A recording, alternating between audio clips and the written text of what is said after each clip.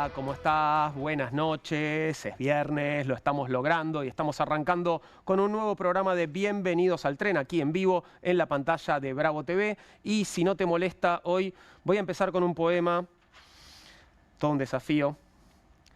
Brothers should not be united, for that is the first law. Never have true unity at any time, because if they fight among themselves, those from outside will devour them. ¿Te suena? Seguro que sí. Es el Iron Martin, la versión actualizada del clásico Martín Fierro que el presidente Donald Trump recitó esta mañana después de leer el análisis de Cristina Fernández sobre las elecciones del domingo. Y lo hizo mientras se ponía una servilleta en el cuello y se relamía pensando en unas deliciosas tierras raras sobre fino colchón de petróleo no convencional regado por agua de glaciares patagónicos finamente extractivizada. Mira. Y sí, Donald celebra porque desde su prisión domiciliaria la expresidenta publicó en redes sociales una de esas cartas en las que analiza la realidad, evoca sus logros de antaño y tira postas sobre lo que hay que hacer, pero nadie hace, ni siquiera ella. Fíjate, dice que no le gusta decir que tiene razón, pero dice que tuvo razón cuando advirtió que desdoblar las elecciones en la provincia de Buenos Aires no era una buena idea. Dice que hay que unir al peronismo, pero señala a Axel Kicillof como principal responsable de la derrota del domingo pasado. A esta altura lo de Cristina es un haz lo que yo digo, pero no lo que yo bailo. Ya lo dijo el general, para mandar al carajo a un peronista no hay nada mejor que otro peronista. Mientras tanto, del otro lado, en Olivos, ya sacaron del freezer las milanesas para la cena de esta noche. ¿Habrá cena esta noche entre el expresidente Milei y el expresidente Macri? Mauricio se preparó para la ocasión, se llevó su reposera porque no la habían dejado guardada en Olivos para disfrutar a ronquido limpio el encuentro, ya sea con ópera o con la película de Francella. Cuando llegue el asunto de la hidrovía me despiertan, dicen que dijo Mauricio. La agenda del encuentro seguramente no incluirá los aumentos en combustibles, prepagas, transportes y alquileres que van a regir a partir de mañana 1 de noviembre. En Casa Rosada no se preocupan y dicen que la derrota contra la inflación se ve menos que Conan, pero nadie duda de que existe. Lo bueno es que si bien los precios suben, el riesgo país baja, una de cal y otra de humo. Vos sabrás, ahora te invito a repasar las noticias del día con nuestro equipo. Te subís a este programa que ya arrancó, se llama Bienvenidos al Tren y como siempre decimos y como dice la canción, pueden venir cuantos quieran, serán tratados bien, no como otros. Voy para la mesa y saludo a Caro Atencio. ¿Cómo estás, Caro? ¿Todo bien? ¿Cómo estás, Juan? ¿Todo bien? Muy bien, por suerte. Me alegra mucho. Llegando al final de la semana. Como se puede, ¿no? Sí, sí, claro que sí. ¿Cómo estás, Nahuel? Nahuel ¿Qué tal, Sosa. Juan? ¿Cómo estás? ¿Bien? Bien, bien. Acá, Buenísimo. llegando. Estábamos hablando de música, en realidad, antes de empezar el programa, de nuestros discos favoritos de Charlie, pero lo vamos a dejar para otro momento. ¿Cómo? Muy modo fin de estamos. Exactamente. ¿No? Pero la cruda realidad nos convoca y nos subimos al furgón de las noticias para contarte las importantes del día. Y la primera, obviamente, tiene que ver con este resurgimiento público. Vuelve a salir a la luz la interna en el justicialismo. Esto empieza hoy por la mañana con la carta de Cristina, de la que hablábamos tras la derrota electoral. Cristina publica esta carta que estás viendo que responsabiliza al gobernador Kicillof de perder la elección en la provincia de Buenos Aires y, por supuesto, dice un montón de otras cosas también.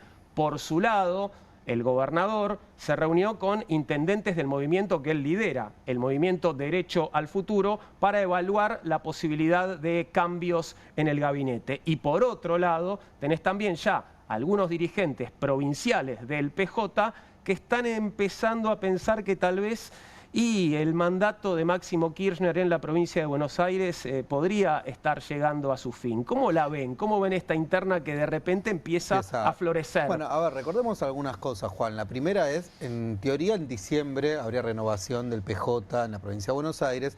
No obstante, había un acuerdo implícito de patearlo para el año que viene. Esto estamos hablando antes de las elecciones, claro, ¿no? Entonces, era un acuerdo muy implícito de decir pateándolo hasta el año que viene. Ahora los tiempos se aceleran. Se aceleran. Después también tenés otro elemento que no es menor, porque se habla de, bueno, los cambios que pueda haber en el gabinete de provincia de Buenos Aires, particularmente con funcionarios que puedan no responder a Movimiento de Derecho al Futuro, sino que responden a la Cámpora. Pero también hay un eje que es central, que es el presupuesto.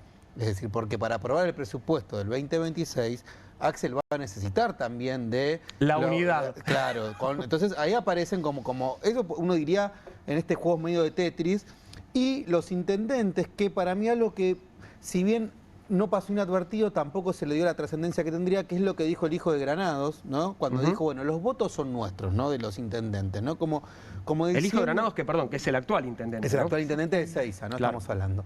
Entonces me parece que ahí se configura un mapa complejo, ¿no? Porque es muy difícil discernir hasta dónde estamos enfrente de un debate de ideas, un debate ideológico, hasta dónde estamos más en un debate más llano, de poder, que tampoco es ilógico que suceda. Y pareciera que cuesta mucho porque al interior de esto lo que termina pasando es que se desmotiva el activismo y a la militancia, ¿no? Claro. Porque pareciera que por un lado es importante tener en cuenta que más allá de si uno está de acuerdo con Cristina, es una estadista, está dando una mirada, que puedes estar en desacuerdo, pero tenés que contestar en esos términos. O sea, la idea de, bueno, la deslegitimamos de antemano es preocupante porque tampoco se da. Pero también, por otra parte, hay una experiencia todavía fresca que tiene que ver con lo que pasó en el gobierno de Alberto, ¿no? Entonces, claro, la idea de las cartas estas es como cartitas que recuerdan mucho aquella época. Y aparece ahí como ciertas reacciones muy defensivas. Y me parece que acá todavía falta de dar con un diagnóstico certero de, bueno, ¿por qué se perdió? ¿No?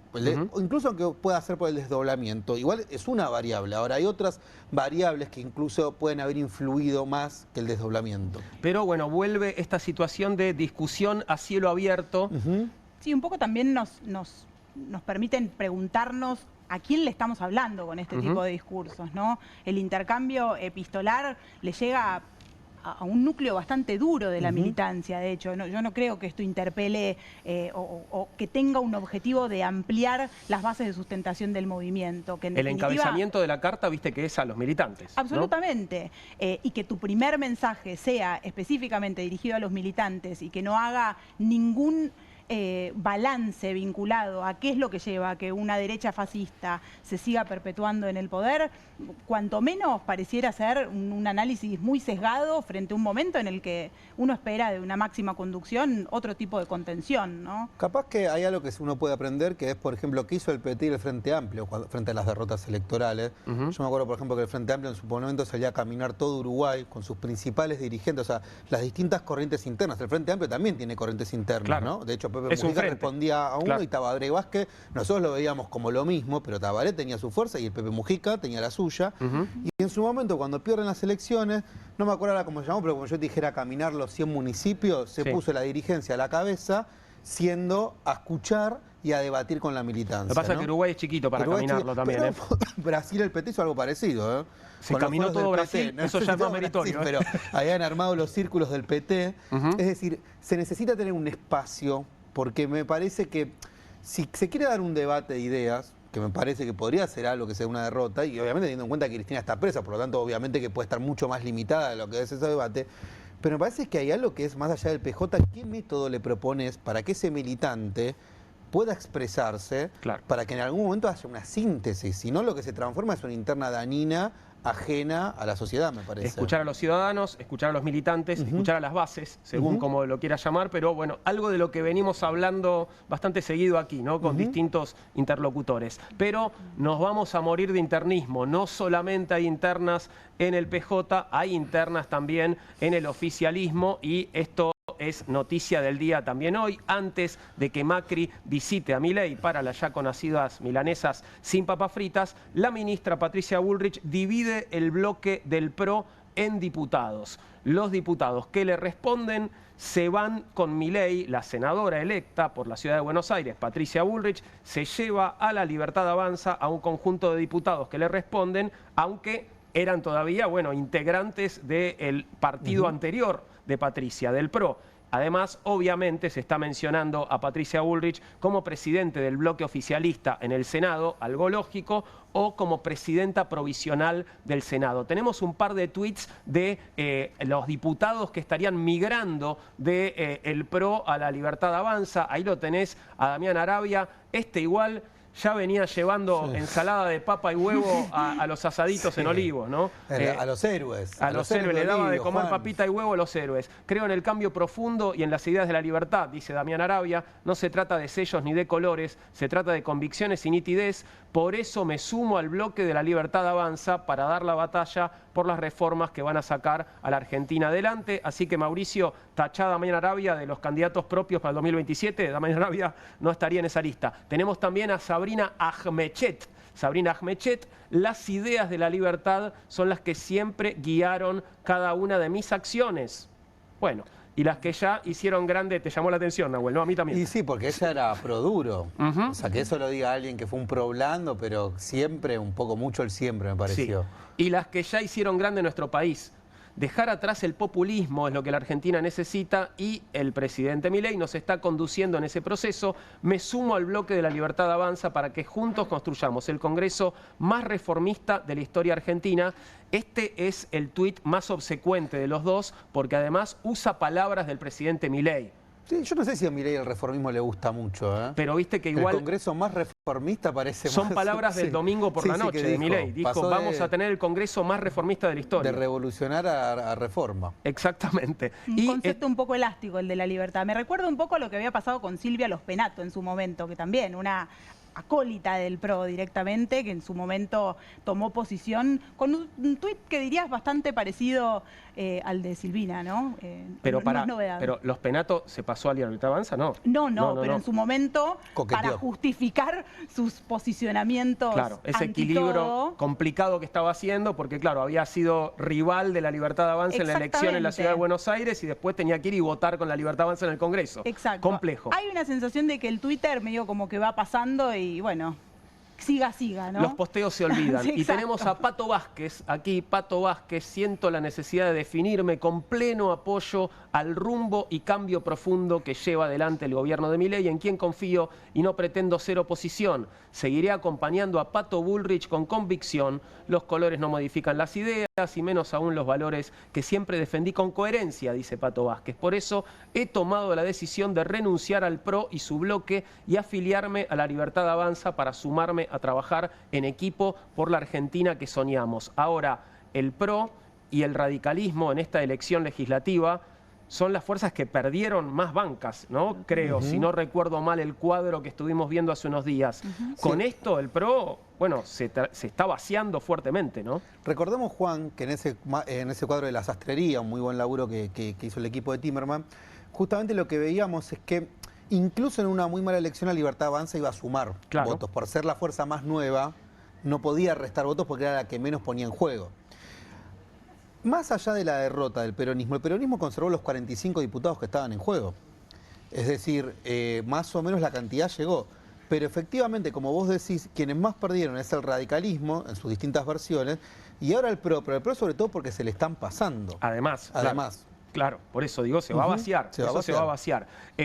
Hablando justamente de las cuentas para entrar o no entrar a la Cámara de Diputados, otra noticia que podemos compartir es la que tiene como protagonista a Martín Lustó. Se habla de que Martín Lustó, después de sufrir bastante esta semana, estaría ingresando a la Cámara de Diputados. Esto estaba en duda justamente por estas cuentitas del escrutinio definitivo. Se quedó Lustó finalmente con la banca número 13 de diputados nacionales por la Ciudad de Buenos Aires. Este recuento final le dio más ventaja y se aseguró entonces el último escaño por la Ciudad de Buenos Aires en la Cámara Baja. Todavía queda pendiente el resultado final de la provincia de Buenos Aires. Hay un tuit de Lustó, supongo que festejando, ¿no?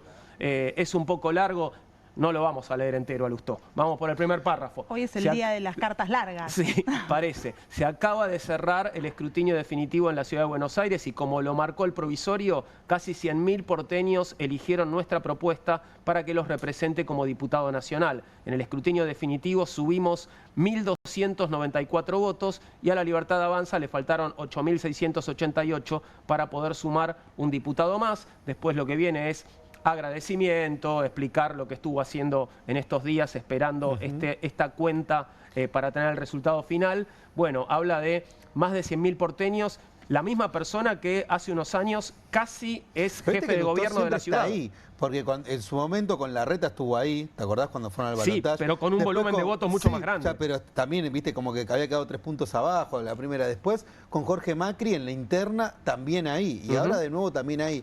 Y esto es importante para decir, viste que uno piensa acá es el escrutinio definitivo, no es tan importante, pero el escrutinio definitivo justamente es importante porque ahí cuando se ponen todas las actas, 1000 votos en una cuestión reñida, 2000 votos, te pueden cambiar ser diputado o no.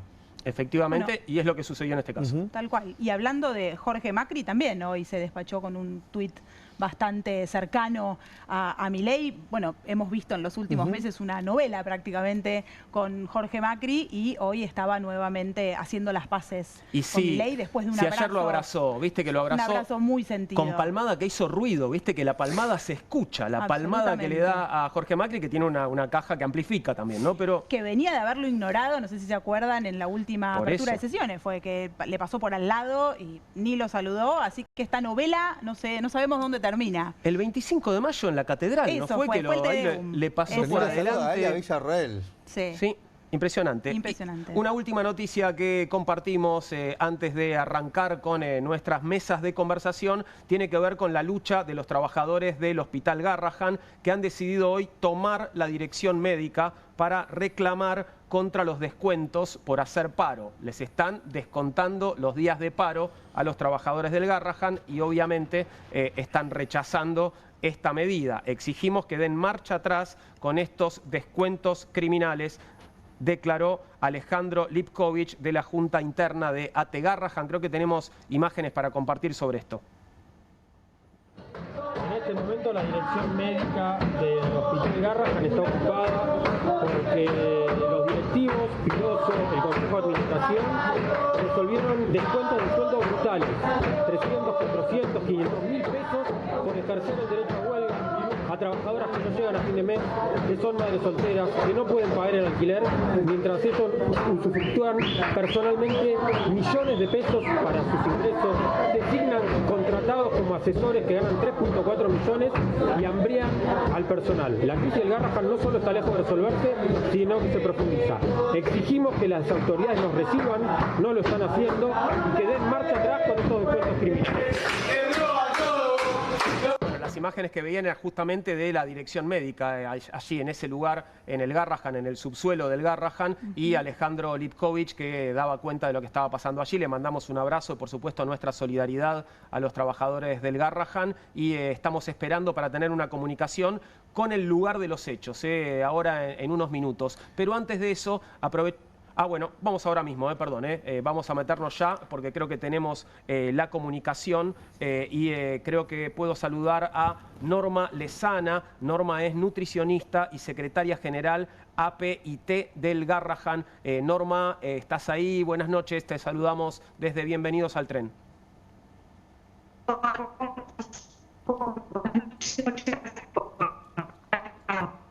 Uy, Norma, la verdad es que te vemos bien, pero se entrecorta mucho el audio. Vamos a tratar de mejorar la comunicación. Tal vez el lugar desde el que Norma nos está hablando puede hacer que esto se complique un poquito. No sé si probamos ya de vuelta o si esperamos un poco. Vamos a esperar un poquito a ver si mejoramos la comunicación. Me pregunto un poco, Juan, ahora estamos en plena primavera, ¿no?, del gobierno, pero recordemos que se vino esta elección con un incremento del conflicto social, ¿no? Digo que el conflicto social no solamente se mide en marchas, por lo general hay un error de pensar que el conflicto social solo se mide en marcha, en cortes de calle, etc. Uno venía con lo de la UBA, con el Garrahan, etc. Se venían comunificando. Yo tengo una pregunta que es, bueno, pos esta primavera, dure lo que dure, porque estos conflictos van a seguir latentes y efectivamente las señales que da el gobierno es que le va a poner más nafta. O sea, no pareciera un gobierno que dice, bueno, aprovecho este veranito, resuelvo los conflictos y elijo otro. Al contrario, me parece que ahí hay una pregunta, ¿no? Se siente reafirmado en profundizar esos conflictos. Exactamente. ¿No? Entonces creo que ahí hay algo que me parece que puede darnos una pista. Porque te acuerdas que en su momento el gobierno dijo vamos a dar un bono a los trabajadores del Garrahan, ¿no? En su momento hasta intentó decir, bueno, el problema de la universidad pública no es tan así, que supuestamente habían actualizado el presupuesto, más allá de que después no cerraron los números, había cambiado la narrativa, casi por obligación. Bueno, si uno escucha, digo, el Garrahan y la universidad pública, pues fueron los dos conflictos más recientes. Por ejemplo, lo que dijo también el secretario de Educación, redobló la apuesta. Entonces me parece que vamos a ir a un escenario en el cual van a crecer este tipo de conflictos. Sí, no pareciera que el gobierno esté demostrando en ningún momento hacer un balance o un análisis vinculado a la necesidad de no redoblar esa apuesta. Hasta ahora lo que nos ha ido demostrando, de hecho, muchas veces hasta incluso pensando que esto iba a modificarse de alguna manera, es que van a más en esto que ellos denominaron esa batalla cultural de hacer creer que todo esto es un gasto innecesario. Creo que le va a costar al gobierno entrar en esa narrativa. El otro día se lo preguntábamos a alguien aquí en la mesa en función hasta de la subjetividad, cómo se juega en relación con esto, y estoy tratando de recordar el nombre de la persona que nos lo decía. ¿Ayer? ¿Santiago Levín? ¿Alexander no. Roy? No, fue el día que vino Caro, por eso fue el día que vine la semana yo. pasada. Sí, tal cual. Perdón, bueno, no, fueron muchos programas. Sí, ni hablar. Pero lo que decía esta persona es, no sé si Milei es capaz de este análisis subjetivo, de esta reflexión subjetiva en relación a si hay que parar la mano con la profundización de esta batalla cultural, porque hasta pareciera no ser redituable en algunos temas, ¿no? Digo, se mete con sentidos comunes que realmente están muy consolidados en nuestra sociedad y sin embargo no pareciera intentar cuanto menos conceder alguna, ¿no? Claro, lo que pasa es que eso que decís, no redituable, bueno, pero vienen de ganar una elección. Entonces, estarán pensando esto. ¿Será que es tan no redituable? ¿No será que...? Bueno, es que hay la pregunta, y esto es capaz... Viste que a veces los procesos electorales, cómo la sociedad los va amesetando, llevan un tiempo. Porque, mirá, por ejemplo, yo te cuento una anécdota. En la universidad pública, ¿sí?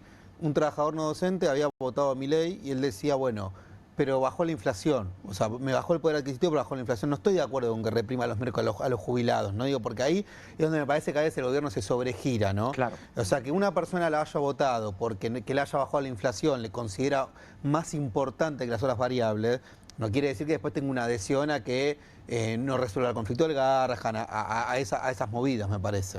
Claramente. Yo les propongo que avancemos mientras intentamos...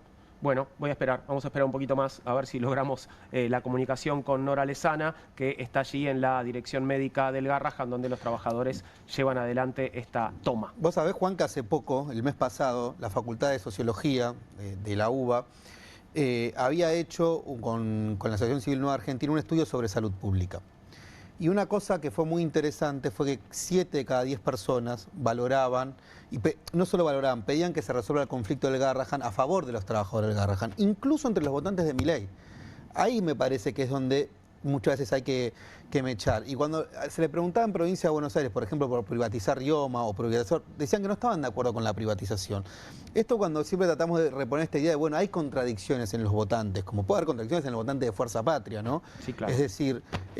me parece que el Garrahan sigue conservando un nivel de valorización por la sociedad importante, incluso en los propios votantes del oficialismo. Que es un poco lo que pasa con las pensiones de discapacidad. Hay un sentido común que además tiene una particularidad que es la transversalidad de clase. La discapacidad, tanto como el Garrahan, se mete con temáticas que no son patrimonio de una familia o de un tipo de familia específico de la Argentina, sino con un conjunto muy generalizado. Y eso me parece que ahí es donde... me sumo a la pregunta de Nahuel de preguntarnos cuál es la lectura que está haciendo el gobierno en relación con esto, cuál es el horizonte que ven de éxito en relación con esta profundización de esa batalla cultural que decidieron librar. Ahora, han dilatado tanto los tiempos, han dejado pasar tanto tiempo sin resolver ninguno de estos conflictos, creo yo, deliberadamente, que por qué no dejarlo correr un poco más, ¿no? Sí. Me parece que ahí va a haber un poco esto que te decía, creo que va a tender más el ala más dura, por decirlo de una manera, que va a buscar recrudecerlo, porque va a ver que esto fue una victoria de la batalla cultural.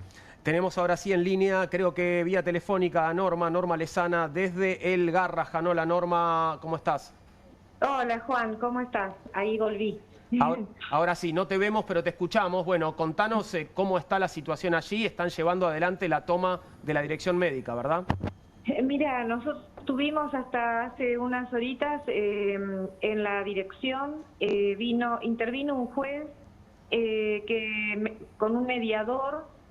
Fíjate a lo que tenemos que llegar para que el Consejo de Administración nos brinde la posibilidad de tener al menos una reunión la semana que viene con la presidenta del Consejo de Administración, la doctora Mariel Sánchez, que hace desde octubre que no nos recibe. Hoy fue un punto de inflexión porque es una situación muy urgente debido a que han tocado los sueldos de los trabajadores del equipo de salud de una manera completamente desmesurada y esto generó muchísima angustia en las enfermeras, instrumentación quirúrgica, los sectores donde más descuentos hubo, porque es igual, ¿no?, cómo aplican estos descuentos, algunos 300.000 pesos, 500.000 pesos, y por supuesto que son trabajadores, trabajadoras que tienen obligaciones que ahora tienen que pagar y bueno, fue muchísima la efervescencia, por eso nosotros exigíamos al doctor Piroso, que es el presidente el director médico, y que es el que está teniendo un poder casi por encima del Consejo de Administraciones, está ejerciendo el rol de interventor, y están teniendo un giro bastante autoritario hacia todo el equipo de salud, y de mucha violencia institucional. Estamos sufriendo también el cierre prácticamente de la salita de 2 del jardín maternal, donde las mamás traen a sus hijitos, entonces es una tras otra y no nos reciben. Entonces bueno, hoy decidimos ingresar a la dirección y decirles que íbamos a estar permaneciendo en la dirección hasta que nos contesten, hasta que reviertan esta situación, que vuelvan a depositar el dinero que retuvieron a los trabajadores por luchar, por defender este hospital. Claro. Hemos conseguido el reconocimiento de una emergencia en salud pediátrica. Como ustedes decían en la introducción, hay un apoyo social muy importante hacia este hospital. Seguimos atendiendo lo más complejo de la salud infantil. Ahora vimos nosotros los mensajes que dicen que somos un grupo de violentos tomando la dirección del hospital. Bueno, siguen faltándonos el respeto a un equipo de salud que la verdad viene defendiendo el hospital de una manera muy sólida, y lo que se está produciendo ante nuestros ojos es un vaciamiento del hospital. Sigue renunciando profesionales, no se está llamando a concurso, que es lo que haría posible la continuidad de los equipos, y encima, como si eso fuera poco, no implementan la ley cuando están los fondos, porque hay plata para implementar la ley de emergencia en salud pediátrica. Sí, claro. Y bueno, entonces es como que tocaron un punto de inflexión entre los representantes de los trabajadores. La verdad que yo, a mí me preocupa realmente mucho que familias de trabajadores hoy estén en rojo con sus cuentas porque les descontaron dinero por luchar, por defender este hospital. Norma, sí, te quería preguntar sobre esto. Bueno, los descuentos claramente tienen que ver con los días de paro, les han descontado los días de paro y se enteraron en el momento de cobrar, digamos, se enteraron cuando fueron a cobrar, vieron el recibo o vieron la cuenta y les faltaba guita. Exactamente. Que bueno, que es una modalidad, también un estilo de este gobierno, ¿no? Es lo que ha hecho, por ejemplo, con las pensiones por discapacidad, ¿no? Que mucha gente se enteró de que ya no la tenía en el momento en el que le tocaba cobrarla.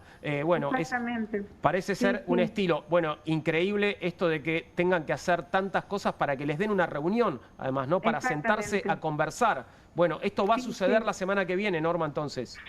Sí, quedamos con ese compromiso, bajó la presidenta del Consejo de Administración, y bueno, delante de las autoridades, de la justicia, la verdad que era bastante... Yo que hace 38 años que trabajo en este hospital, nunca viví una situación igual. Claro. Nosotros estábamos pacíficamente, por supuesto que no tocamos absolutamente...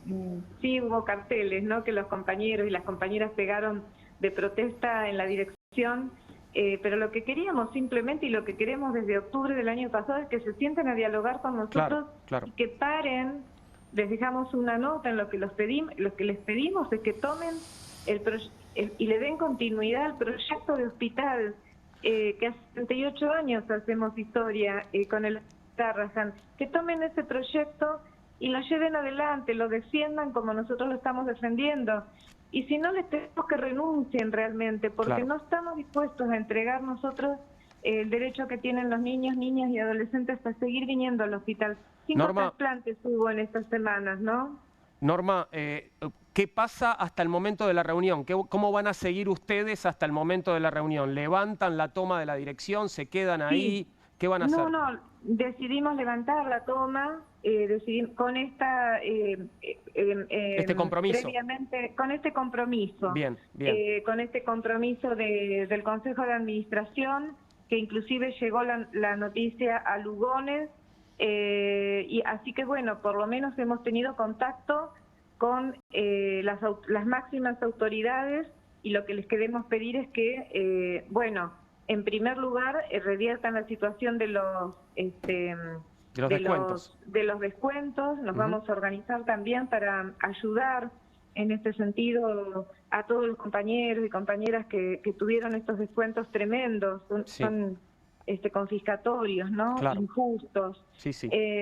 Pero además seguimos con el reclamo de que se implemente la ley de emergencia en salud pediátrica, que el dinero que hoy anuncian que llega, esos 20.000 millones de pesos, que vaya al sueldo de los trabajadores, en cumplimiento de lo que dice la ley. En fin, que pongan un poco de paz a este equipo de salud. Ojalá que sea pronto y que sea definitivamente así, y que bueno, que dejen de dilatar esta situación. Norma, vamos a seguir por supuesto con mucha atención al tema y seguimos con ustedes la semana próxima. Les mandamos un abrazo muy grande a todos. Gracias, Norma, por este contacto. Muchísimas gracias a ustedes, Juan. Un abrazo a toda la audiencia también. Muchas gracias. Un abrazo. Ahí estaba Norma Lezana desde el Garrahan contándonos la situación. Insólito. Esto que hacen es como, bueno, es una provocación más, en realidad, ¿no? Con un hospital funcionando en este momento, ¿no? Una locura. Una locura.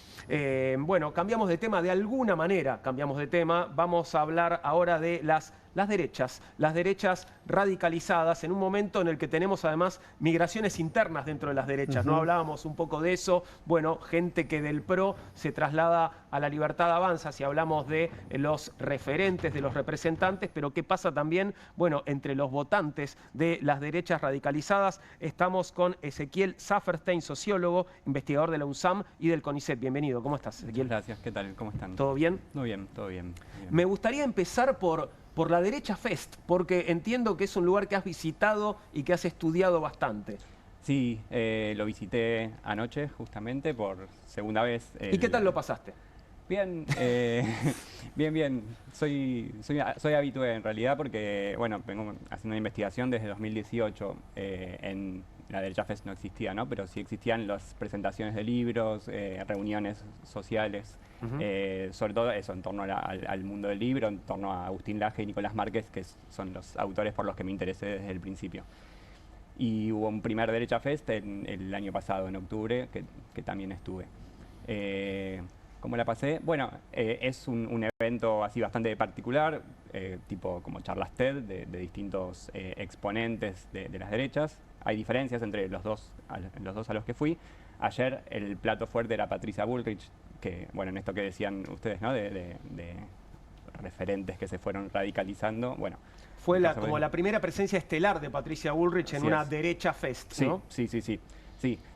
Agustín Laje, Nicolás Márquez son como los principales. El año pasado también habían estado Cristian Iturralde y otros más que fueron como ya excluidos del mileísmo, por no plegarse también al mileísmo, ¿no? Por separarse.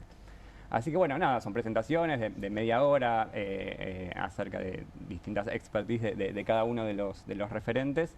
Pero bueno, más allá de los discursos de cada uno, que son más o menos previsibles, o sea, lo que suelen decir estos autores, estos referentes, es también eso, el espacio de encuentro entre jóvenes, militantes, adherentes, lectores. De hecho, el evento lo organiza una editorial, que es Hojas del Sur, que son los mismos que organizaron el Movistar Arena hace poco, hace un mes.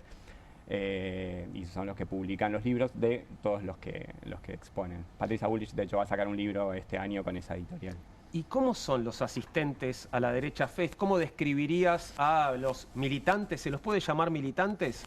Algunos son militantes, otros no son militantes encuadrados, digamos, en el partido. Había, como también estuvo en el Movistar, que también fui, mucha gente del grupo La Fuerza del Cielo y mucha gente del grupo La Libertad Avanza, digamos, del ala carinista y del ala caputista, digamos. Y ellos se reconocen, o sea, los organizadores, como un espacio que está en el medio, que se lleva bien con ambas fracciones, digamos, e intentan de alguna manera también tender esos puentes, que son necesarios para una alianza que se muestra tensa, ¿no? en la coyuntura. Pero, por ejemplo, Mariano Pérez, el de Breakpoint y de La Misa, o sea, del palo de La Fuerza del Cielo, presentó ayer y al toque pasaron un video de 5 minutos de Karina Milei como laudatorio sobre el jefe, ¿no? Entonces, bueno, un poco van ahí tratando de articular entre esos espacios. Ahí la interna, digamos, se clausura por un rato. Sí, yo creo que se clausura por un rato. Sí se ve, entre, bueno, quienes aplauden más a Claro. determinados personajes y a otros menos, hay enojos, hay gente que se baja.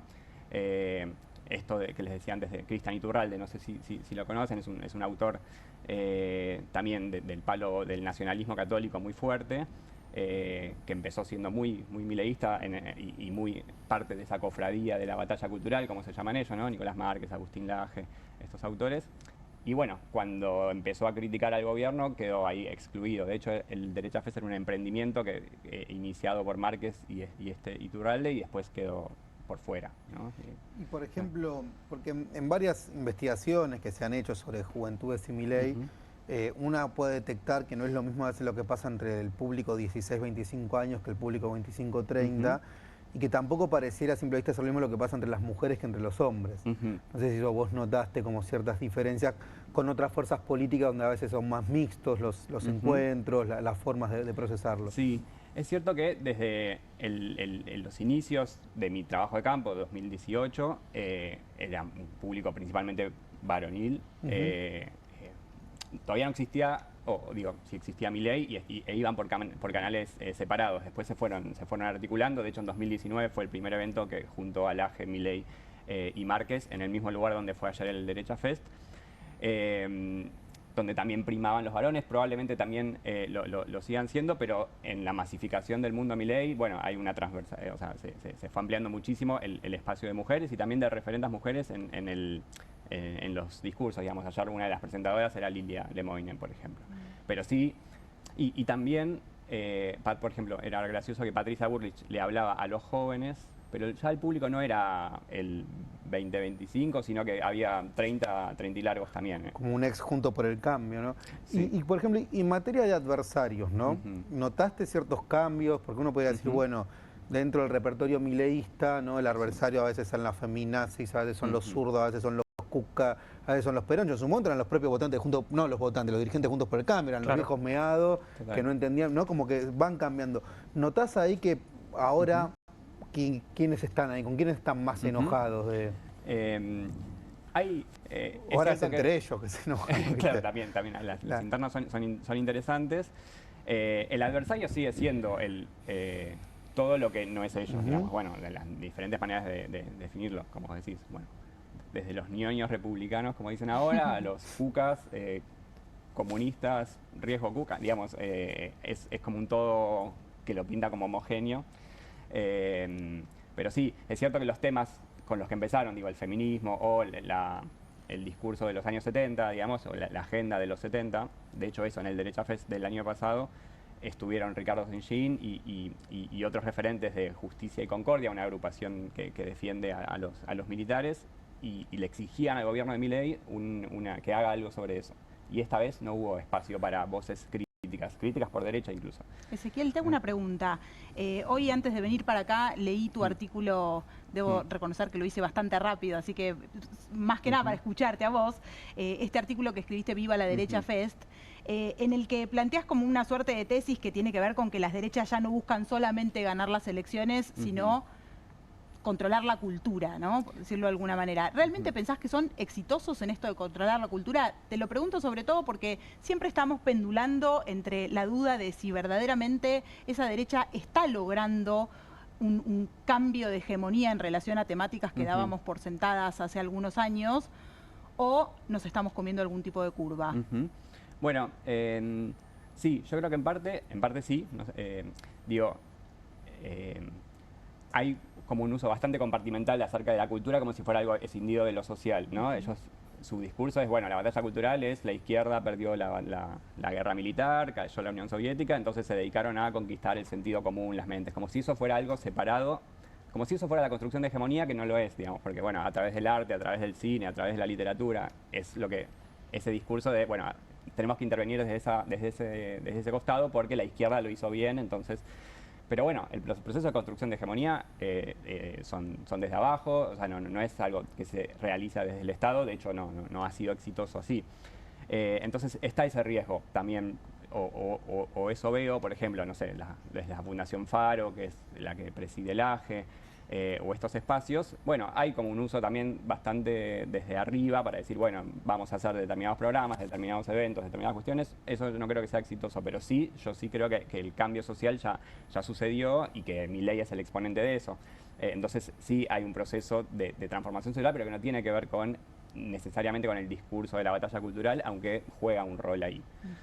Sí. ¿Y ves como hay un desarrollo de cuadros, digamos, van creciendo cuadros dentro de esta derecha que tal vez sean dirigentes pronto, que veamos, no sé, en funciones, digo, de parte de un gobierno que por otro lado ha tenido muchas dificultades para ocupar todas las posiciones del Estado que necesitaba, ¿no? Totalmente, sí.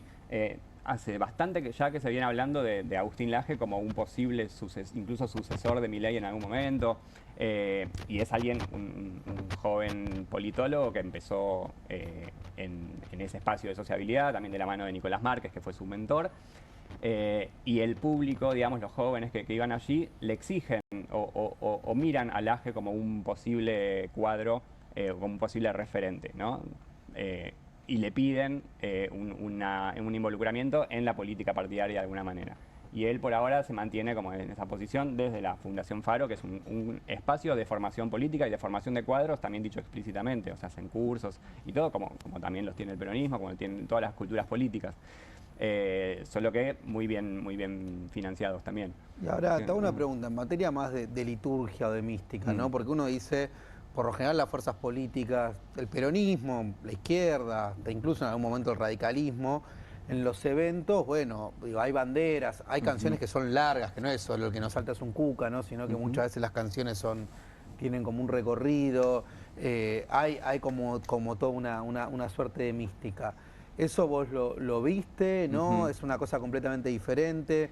¿Se puede comparar con algo que esté pasando en otros países? ¿Hay algo autóctono que vos digas, no, che, esto es bien de acá, no es que es Vox llevado a... Claro. O sea, ¿qué pudiste ver ahí en materia de mística, de liturgia?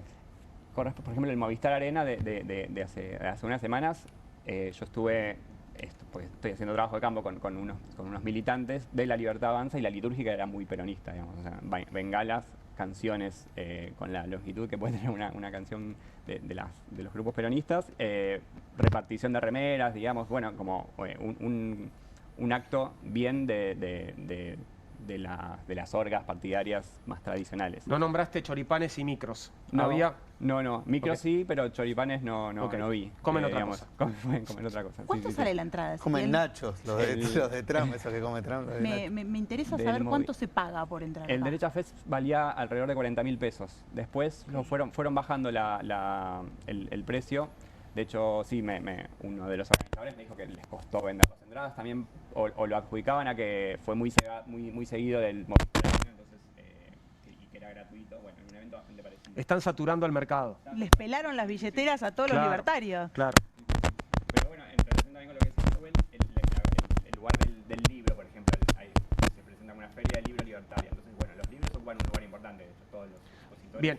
Disculpame, tenemos un problema con tu micrófono. Vamos a resolver el problema y nos seguís contando, Ezequiel. Estamos conversando con Ezequiel Saferstein, que viene a hablarnos de las nuevas derechas, pero como no lo estamos escuchando, hablemos nosotros un poquito de las nuevas derechas. Ahí la estamos viendo a Patricia Bullrich atrás nuestro. Esto es de ayer, ¿no? Seguramente podés asentir con la cabeza. Ezequiel, gracias. Esta es Patricia Bullrich hablándole por primera vez a los jóvenes que asisten al Derecha Fest de La Libertad Avanza.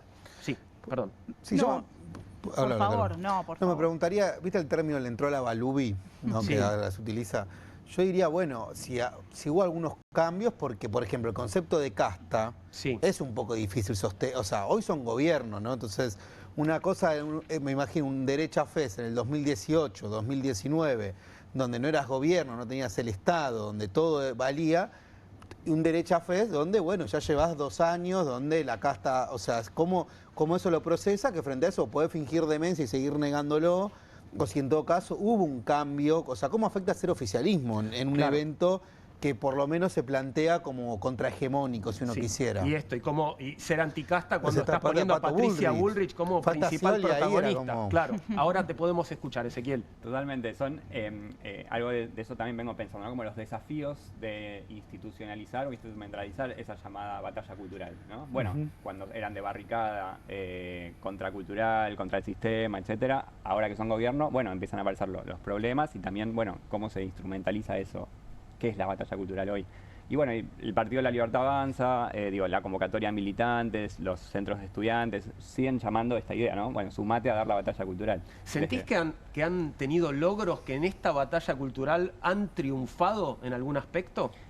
En parte sí, en el sentido de que podemos estar hablando en los términos que ellos plantean en algunos temas, y entonces eso implica que han ganado de alguna... No sé si no han ganado la batalla cultural, pero sí que... el que estemos hablando el mismo lenguaje, bueno, implica eso, ¿no? Sí, hemos el llegado caso a de tener, Milei- perdón, en la discusión pública temas que pensábamos que estaban zanjados definitivamente y sobre los que ya no íbamos a volver a discutir, y lo estamos haciendo de nuevo gracias a ellos. Totalmente, sí, sí. Y ellos mismos creen, a partir de las entrevistas que hicimos, es que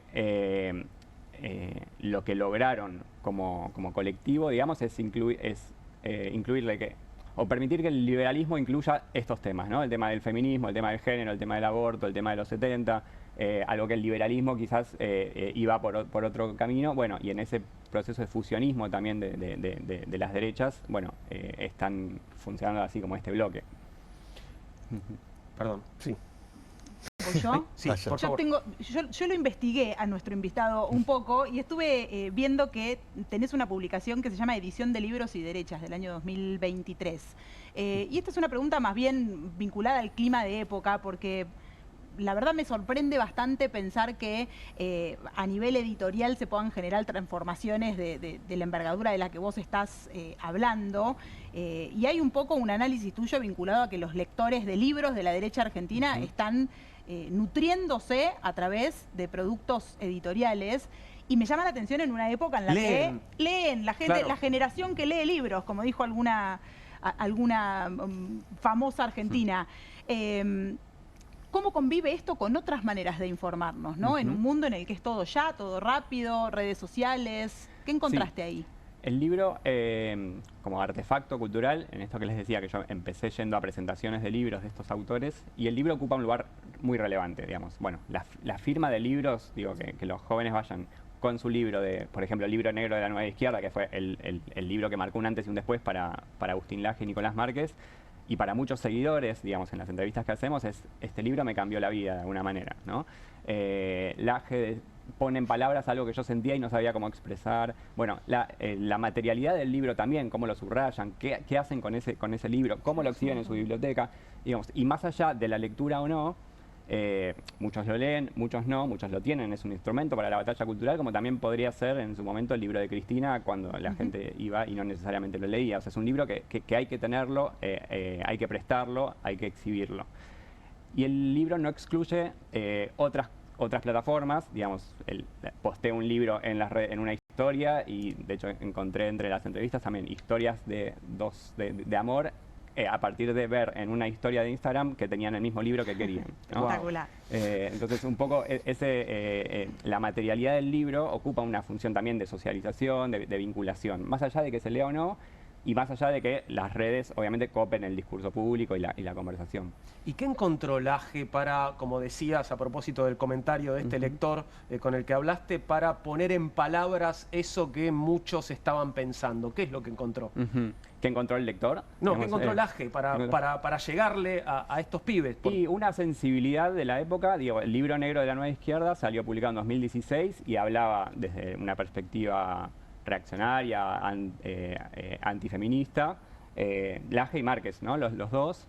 Márquez de una perspectiva mucho más radical, hablando de homosexualismo ideológico, algo que no todos los lectores están como muy de acuerdo, por suerte, y el discurso de Laje es como más académico, o así se pretende presentar. Bueno, eso son una de las cuestiones que encontró, ¿no? Un discurso pretendidamente erudito, un posicionamiento como intelectual, como referente, que muchos jóvenes dicen, bueno, este es un pibe que sabe, que lee, que leyó mucho, y como también una figura de admiración, ¿no? Nahuel. Bien, sí, a mí ahí me quedó como picando en lo que decías.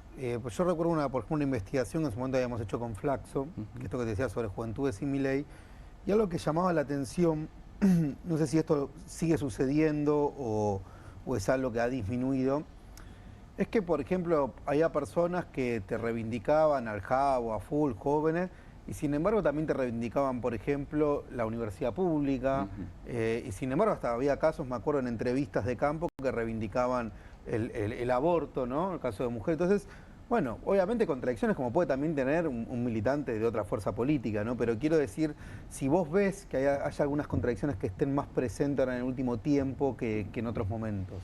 Sí, digo, en el Movistar estuve hablando con un grupo de jóvenes de la misma universidad en la que yo participo y son militantes de la agrupación de la Libertad Avanza en la universidad, ¿no? Y dicen que luchan para que, esto me lo dijo también una colega que los entrevistó, dicen que luchan para que todas las universidades sean como la UNSAM, digamos. Y no ven una contradicción así en ese discurso, ¿no? Por que decís, bueno, Milei está financiando las universidades desde el principio, fue una de sus batallas culturales también desde el inicio. Bueno, no lo perciben de esa manera, perciben, bueno, la cuestión de la eficiencia, la cuestión de que, bueno, hay muchos gastos que los rectores se llevan en sus choferes, digamos, bueno, en todas esas cuestiones, que impedirían que los estudiantes puedan estudiar de manera como debería ser la universidad pública. Entonces, bueno, yo no digo, o por lo que veo, ellos no lo ven como una contradicción, ¿no? Sí. Y con respecto a estas posiciones que decías, bueno, de algún modo dividen aguas, ¿no? Entre este público o esta audiencia, las posiciones más extremas, digo esto, no sé, la homofobia, la misoginia, bueno, básicamente el discurso de Nicolás Márquez, ¿no? Esto divide aguas. Sí, Márquez es un polemista, digamos, bueno, todos son polemistas, pero él se presenta así y como un provocador, ¿no? Y el mismo Márquez dice, bueno, yo soy como el provocador, Laje es como más el intelectual, hacemos una pareja intelectual que funciona, digamos, de esa manera. Y bueno, y así van, o sea, y en esa provocación, bueno, se va corriendo más el discurso un poco más hacia la derecha, ¿no? Próxima parada, ¿cuál es tu próximo experimento, tu próximo trabajo de campo, digo, ¿qué? El próximo evento? El próximo evento, mira, estoy tratando de terminar el libro que estoy por publicar sobre esta investigación desde 2018 hasta ayer, digamos. Ayer fue el último evento de campo porque tengo ya bastante recorrido en esto. Bueno, participé en la investigación de Pablo Semán, está entre nosotros, con Melina Vázquez, Nicolás Welchinger, Sergio Morrés y Martín Vicente, y entre ellos también estamos ahí trabajando. ¿Tiene título tu futuro libro? Todavía no. Bien, gracias por habernos visitado. Gracias. Un placer escucharte. Vamos a hablar, antes de ir a la pausa, de algo que se viene en el mundo del trabajo, algo que se viene en la Central de Trabajadores, que son elecciones. La semana próxima hay elecciones en la CGT. Así es, Juan. Hay elecciones en la CGT. No solamente se renueva el Congreso, no solamente tenemos elecciones legislativas en agenda, sino que la CGT, la Confederación General del Trabajo, se prepara para renovar en su Congreso anual ordinario el miércoles que viene sus autoridades. Y una vez más, ante la ausencia de una figura que logre sintetizar todas las corrientes internas de la CGT, vuelven a ir o se perfilan a una conducción colegiada, que es lo que viene pasando en la figura de un triunvirato, que es lo que viene siendo hasta ahora. Ahora, más allá de esta modalidad de conducción que está, digamos, siendo colegiada desde hace tantos años, hay distintos sectores de la CGT que coinciden con la necesidad de un recambio generacional en la composición del triunvirato que un poco logre reflejar las transformaciones sociales y políticas de los últimos años. Y a lo que apunta este recambio, según las propias personas que lo impulsan, es a incorporar a nuevas referencias que puedan entrar en diálogo con los temas de agenda que sabemos tiene el mercado laboral, el mundo del trabajo, con las múltiples transformaciones que fue sufriendo en los últimos años, ¿no? Esto no es ninguna novedad, nos encontramos frente a economías de plataformas, nuevas modalidades, desafíos para el trabajo de las juventudes, que demandan efectivamente nuevas respuestas, nuevos análisis o cuanto menos nuevas discusiones.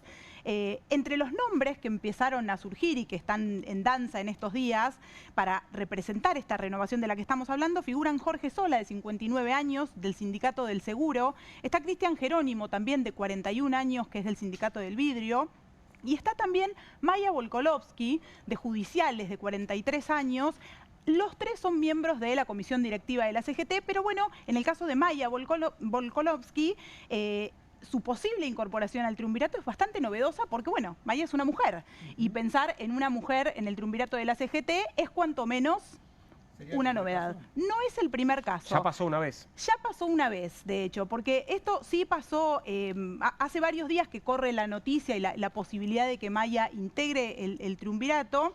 Y se viene diciendo bastante de que sería el primer caso. Pero el dato interesante es que hubo una mujer, no sé si la recuerdan ustedes, a Susana Estochero, que es una santafesina del gremio de la sanidad. Luego se cambió el nombre, Susana, porque se divorció. Ella era Rueda antes y pasó a ser Estochero porque no quiso llevar más el nombre de su marido. Y ella misma habla de todas las dificultades que tuvo que enfrentar. Es ella, la que estamos viendo ahora en pantalla, ¿no? Exactamente, sí. Es ella. De todas las dificultades que tuvo que enfrentar en ese momento. Fue un periodo de tiempo bastante corto, pero un dato de color, escuchen esto que es maravilloso. En una de las últimas entrevistas que le hicieron, ella cuenta que hasta tuvo que pelear por su propio baño. Que cuando llegó a la CGT, en el piso de los secretarios generales... Tan de hombres era todo. Tan de hombres era todo, que la dejaron aislada y para usar el baño, miren cómo el poder encuentra maneras de manifestarse muy elocuentes, tenía que pedir permiso en la oficina de Hugo Moyano. Tenía que ir a pedir la llave del baño a la secretaria de Hugo Moyano. Con lo cual,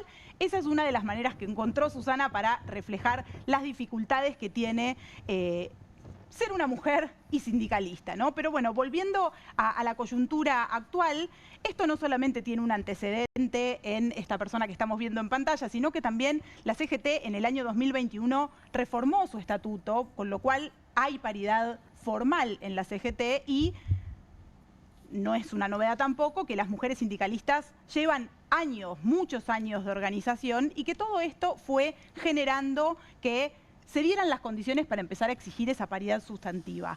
Y el dato es que en el día de ayer, mientras nuestro presidente estaba reunido con los 20 gobernadores, en la UOCRA de Gerardo Martínez, una de las salas más dialoguistas de la Confederación. De hecho, Gerardo Martínez integra el Pacto de Mayo, ¿no? Exactamente, es el representante de la central en el Pacto de Mayo, ¿no? En el Consejo de Mayo.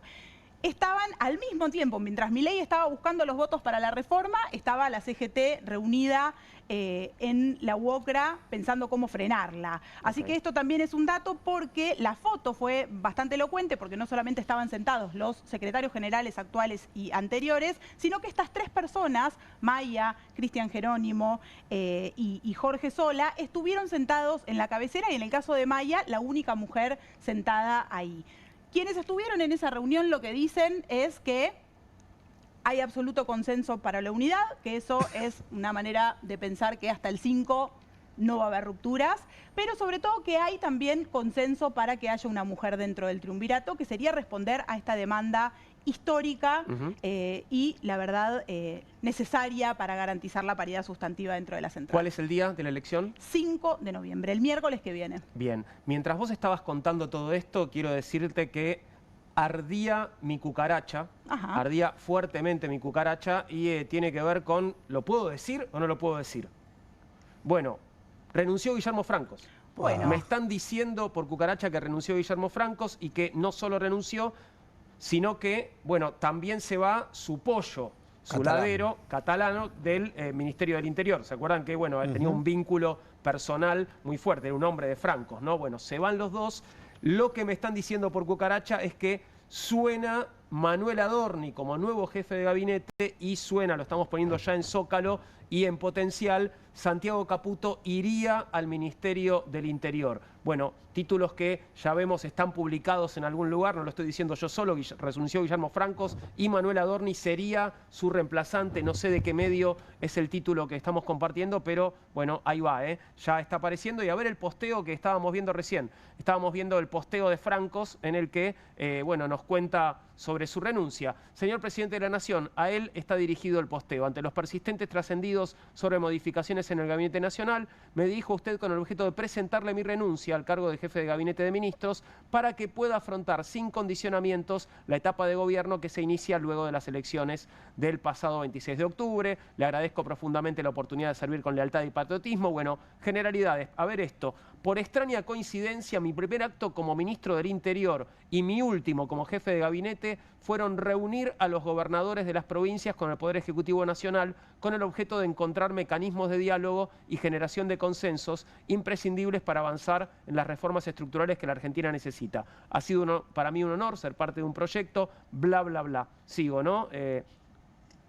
Y ahora, a ver, comunicado oficial, perdóname, pero no paran de tirarme cosas. Comunicado oficial, Ciudad de Buenos Aires, 31 de octubre, la oficina del presidente informa que el presidente Javier Milei le ha aceptado la renuncia al doctor Guillermo Francos como jefe de gabinete de ministros. Bueno, viene el párrafo de agradecimiento, el párrafo en el que de alguna manera también recoge todo lo que fue la obra, el legado de Guillermo Francos, y debajo nos confirma lo que te acabo de decir. En su reemplazo, el nuevo jefe de gabinete de ministros será a partir del lunes Manuel Adorni, un cambio que responde al resultado de las elecciones, la necesidad de renovar el diálogo político y esta segunda etapa que comienza a partir del 10 de diciembre enfocada en las reformas estructurales que el país necesita. Manuel Adorni al frente del diálogo político. A ver, pareciera por lo menos el primer párrafo que dice Franco que él no estaba muy de acuerdo con irse, ¿no? Porque dice, bueno, Claro. ante los trascendidos yo renuncio, Claro. ¿no? Pareciera que te es- libero, te dejo te las manos libero, libres. pero claro. no pareciera ser una persona que estaba. Después es raro porque si algo que lo caracterizaba a Franco era el diálogo, era como un ala dialoguista dentro. Hay que ver esto hasta dónde repercute por la interna. O sea, Adorni está más ubicado con el sector de Carina, Claro. ¿sí? Franco era medio una persona que todavía no terminaba de acomodarse genuinamente en ninguno de los sectores. Y después me parece que hay un punto, bueno, Manuel Adorni no va a poder cumplir con su palabra. Él siempre dijo que él iba a asumir como legislador de la ciudad de Buenos Aires y le preguntaron varias veces y él dijo, yo voy a asumir. Pero bueno, él está a disposición del presidente, él quería asumir, pero el presidente le pidió que sea jefe de gabinete. Entonces va a tener que hacerlo. A simple vista pareciera, por lo menos un primer pantallazo, es que lo que se busca con Adorni en todo caso es darle un volumen mediático, probablemente Claro. para defender las próximas reformas que el gobierno quiere aprobar, y en el caso de que Caputo vaya al Ministerio del Interior, un volumen político, ¿no? A lo que hoy estaba un poco, por lo menos, no a la altura de lo que hoy se pretende con esta segunda generación de reformas que planteó el propio gobierno. Bueno, noticia de último momento y Que no era llegaron fácil los cambios en el gabinete mucho antes de lo previsto, ¿no? Porque parecía que Milei se iba a tomar su tiempo después del triunfo el domingo pasado. Bueno, se Absolutamente. precipitó. No era algo que podíamos imaginar hoy a la tarde, pero sí, mientras nos preparábamos para este programa y pensábamos un poco en el encuentro de Halloween que van a tener esta noche Milei y Macri, había un dato novedoso que tiró un periodista del Destape hoy a la tarde, que tenía que ver con que en la cena iba a participar Karina, pero no Guillermo Francos, que era de la partida. Hasta ahora venía participando Ya le habían bastante. sacado el plato. Ya Ya le habían ese plato no no lo había ponga. milanesas para Guillermo Francos, con lo cual esto podría obedecer a que lo han dejado sin milanesas también en una noche como la de Halloween. Era Una un injusticia. indicio. Era un indicio. Era un Bueno, indicio. se lo comieron los monstruos. Vamos a hacer una pequeña pausa y enseguida continuamos con Bienvenidos al Tren aquí en Bravo TV.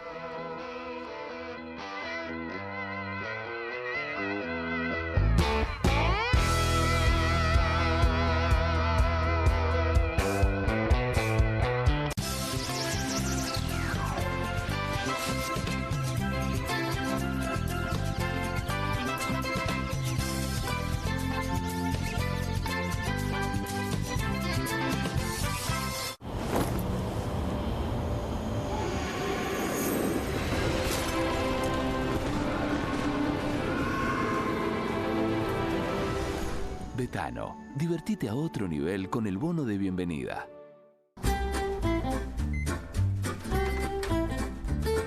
Yo, la media tarta que congelé el sábado, medio huevo duro y un sorrentino. Me gustaría media porción de pizza, 3 nuggets de pollo y medio choclo. Crea tu propio menú con lo que tenés en tu casa con un microondas Atma. Hay casa, hay freezer, hay helado, hay serie, hay sillón, hay bono helado, hay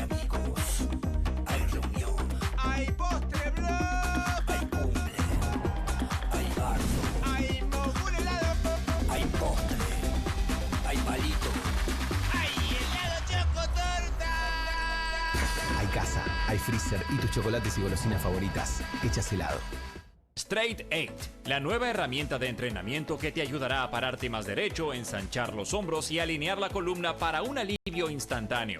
Todo mientras ayuda a reducir el malestar por encorvarse. Desde el momento en que te lo pones, tu postura comenzará a cambiar. El secreto son sus 8 puntos de apoyo que se involucran en la espalda baja, espalda media, hombros y cuello, trabajando juntos para una alineación perfecta, desarrollando memoria muscular que te enseñará a pararte derecho por años. Me veo más alto, sumo el estómago, me veo en forma. La gente me pregunta si adelgacé, pero es por el Straight 8. Straight 8 es ultra cómodo, enriquecido con fibras de cáñamo que absorben la humedad para que puedas usarlo todo el día sin sudar. Se ajusta fácilmente para que pueda usarse por hombres grandes y corpulentos hasta mujeres pequeñas.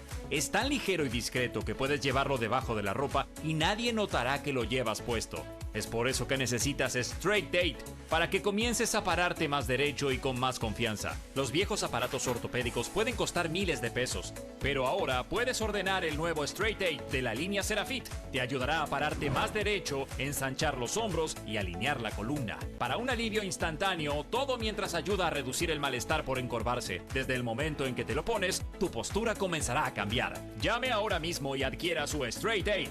Descubra los productos más novedosos y exclusivos de la línea Serafit en tvcompras.com y obtenga este fantástico producto de TV Compras. Llame ya.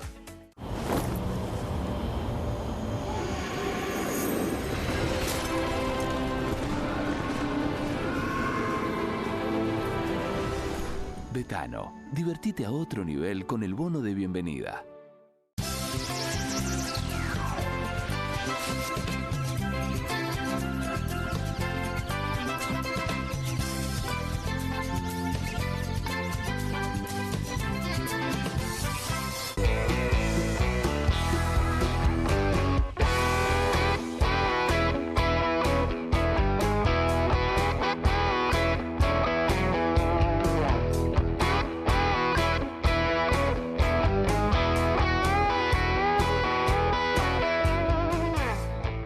y 37, continuamos con Bienvenidos al Tren aquí en Bravo TV, estamos en vivo y como sabés la noticia del momento es la renuncia ya confirmada de Guillermo Francos a la jefatura de gabinete y ya confirmado también su reemplazo por la oficina del presidente de la Nación, Manuel Adorni será su reemplazo, se fue también el ministro del Interior y el rumor, por ahora es rumor, no está confirmado, es que Santiago Caputo sería el nuevo ministro del Interior. Vamos a hablar de economía, pero un poquito de esto también. Vamos a hablar con Andrés Aciaín, economista, director del Centro de Estudios Económicos y Sociales, Scalabrini Ortiz. Bienvenido, Andrés, gracias por estar con nosotros. No, ¿qué tal? Gracias a ustedes. Bueno, explotó la bomba cuando estabas sentándote en la mesa. ¿Qué te parece? ¿Cómo ves este movimiento del gobierno, que no tiene que ver estrictamente con lo económico, pero todo termina ahí, ¿no? Y me parece que se están haciendo algunos reajustes que ya venían, tensiones y que se definieron después del resultado electoral, ¿no? Donde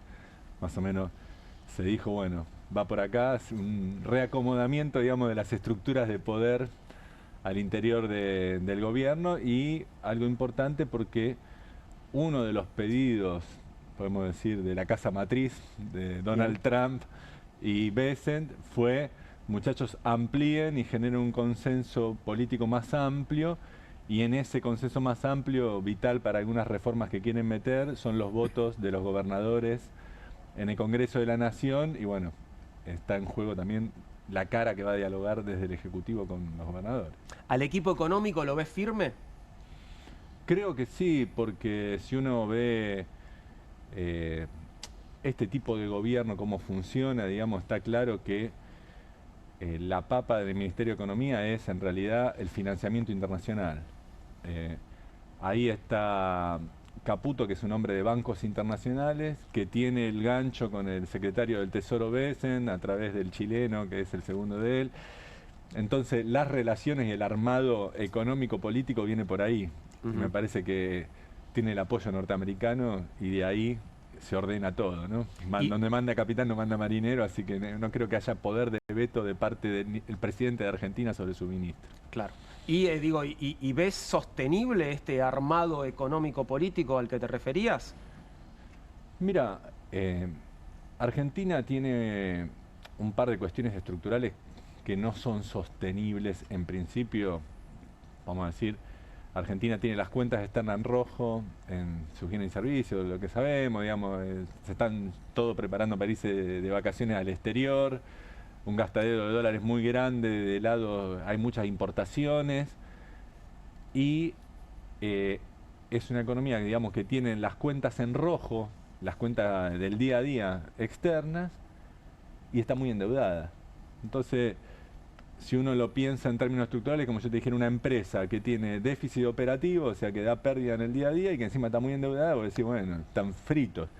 Pero las economías nacionales no funcionan tan igual que una empresa, porque acá hay cuestiones geopolíticas y hay cuestiones de mercado financiero, ¿no? Entonces, la jugada es hasta dónde el apoyo norteamericano y acuerdos que pueden establecer con ciertos bancos internacionales permite a la Argentina no financiarse internacionalmente y seguir para adelante pese a tener un rojo operativo y altas deudas. Refinanciamiento de deuda y un ingreso de pucho extra de inversiones, de colocaciones de capital privado que le permitan continuar con este esquema, más allá que uno, si hace el análisis teórico de un economista, te dice, bueno, esto estructuralmente no es sostenible en un mediano plazo, sí, pero en mediano plazo es de otro, es problema de otro. Es problema de otro, y acá lo que se cuentan son los porotos, como mucho 2 años, y existe la posibilidad, ¿no?